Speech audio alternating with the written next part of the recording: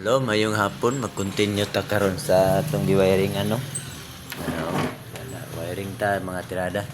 So diha na to na iagi sa kanto kay para di kayo mahalata no. So wala puti gyud nga wire. So ito man ang napalit. So diha na pakanto lang taagi diha. So padaw na diha. Siyempre naabangan na nato yung mga outlet no sa breaker. So napalit man so ato na lang gitaod para di pud masayang. Siyempre kini diri ni siya. Tapos para na-reserve nga extension ba. So muna siya no. So bracket na, full bracket. Okay, so diya tayong padagag wire. Siyempre karon nga wa man tagay na kay nagsimba man tagay na. So karon man nagsimba so hapon na so may hapon sa tong tanan. So diri ta karon mag-agi wiring. Kay para ni diri sa chiller no. Duha ka chiller atong butangan og wire outlet. Okay na raw. So kas chiller. Okay kayo. Ito na siya mga brad and sis no. So yung mga ka-electrical. Ito pong ginagawa natin. Nag-extension tayo dito ng isang trigang outlet no. So trigang outlet no. So muna itong extension diri. So muna ato ang outlet gyud main outlet para sa chiller.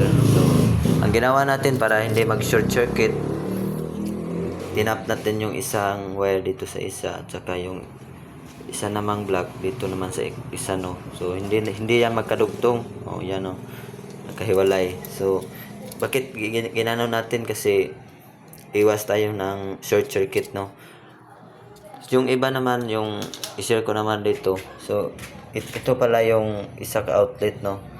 Pwede lagyan nating extension. Pero para sa akin hindi dapat yan lagyan. Kasi 250 valve lang siya at saka 15 amperes yung isa ka saksakanan kani. Pag imo nang lagyan ng isa niya, pag marami itong nagkakabit nito, masya ito ang dahilan pag masunog yung linya ng wire ninyo. So dapat ang gawin dito lang natin itap sa wire at saka wire naman. Hindi dito kasi dito naman natin ilagay yung isa at saka yung isa naman ka negative at saka positive no. 15 amperes at saka 250 valve. Okay, kung imo ning butangan gyud digit nimo ibutang ning duha, masisira ang buhay mo diyan.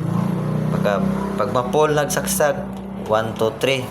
So short na siya kay 15 amperes naman siya. Pananglit kung 5 amperes at saka 10 amperes so 15 na paglagyan pa ng isa lapas na siya sa 15 amperes munang dahilan nga masunog. So wag nating gayahin yung iba nga nag-extension sila dito. Ito lang ang gawin natin, ito ang sakto no mga guys. Share lang na ako sa inyo ha. Okay, mag-tap na ta. Ato na nang itap yung dito yung kabila. Thanks for watching.